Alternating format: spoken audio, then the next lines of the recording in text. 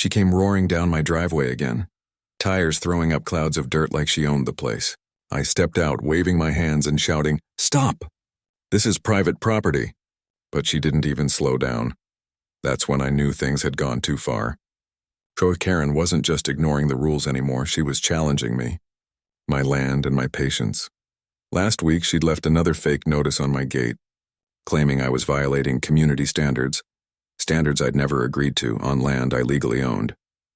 As her big SUV sped past the barn, something inside me snapped. I remembered the old military lessons my dad had taught me. Protect what's yours, but do it smart, not reckless. I slipped into the shed and grabbed the supplies I'd been quietly collecting: metal spikes, rope, and reflective tape. My heart was pounding, but I couldn't let her keep invading my farm and threatening my family.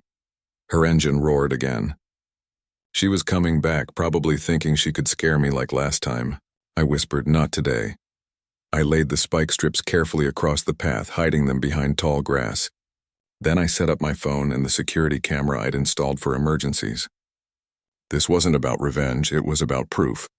If she tried to twist the story again, I'd have evidence. Moments later, her SUV appeared at the corner. She was laughing, waving like she always did, as if she had an audience cheering her on.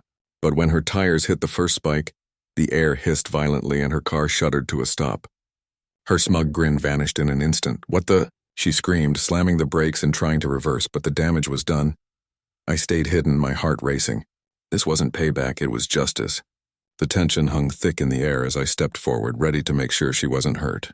My phone beeped. The camera had captured everything. When I saw her face twisted with shock and fury, I knew this footage was gold. She thought she could play games with me, but now I had the upper hand. She stumbled out of her SUV, stomping toward me, heels crunching on gravel.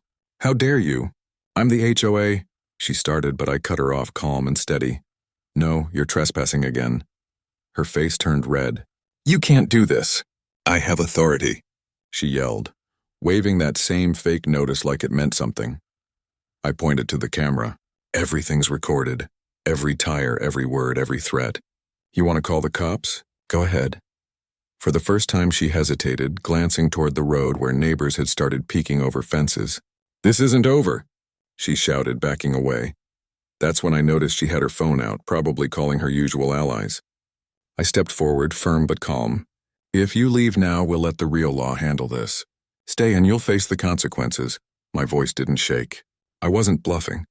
I was a former National Guard member, and this was my land, my family's home. Her eyes darted between the spike strips and the blinking red camera light. For the first time, her arrogance cracked. "You set this up on purpose," she stammered. "Yeah," I said quietly. "And it works both ways. You don't get to bully people just because you printed a fake title. Not here." She muttered under her breath, jumped into her SUV and sped off. My phone chimed. The footage was already backed up to the cloud. Relief washed over me, but I knew it wasn't over. The next morning, while fixing the fence by the creek, I saw a black SUV creeping down the dirt road. My stomach dropped. She was back, but this time she looked different. Cold, calculating. She didn't wave or shout. She just stared, circling the property with her phone out. Then I saw him. A man in a uniform-style jacket sitting beside her. My heart skipped. "Fake cops?" I crouched low and whispered, "Plan B." Hidden in the tall grass were motion sensors and more cameras linked to my phone. With one tap, the entire driveway lit up on my screen, tracking every move.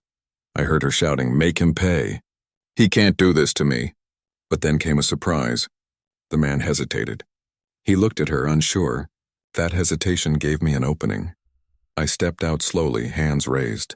"You might want to check with the real authorities before doing something illegal," I said loudly. The man froze. Karen's face twisted with panic. She barked something at him, but he shook his head. "I'm not part of this," he muttered, backing away. That was all I needed. I recorded everything, whispering, "Evidence. Every second counts." Karen glared at me, fuming, but I could tell her plan was falling apart. When she finally sped off, I immediately sent the footage to the county sheriff. This wasn't just about spike strips anymore. It was about exposing her entire scheme. Later that afternoon, the sheriff arrived. He got out of his cruiser, tipped his hat, and said, "I've seen a lot, but this This is impressive. A few minutes later, Karen came storming down the road, waving her fake notices like trophies. The sheriff didn't even flinch. He called her over and said calmly, "You're trespassing and impersonating authority. Step away from the property." Her face turned pale. She tried to argue, but the proof was everywhere. Spike damage, security footage, witness accounts. Her fake power crumbled right there.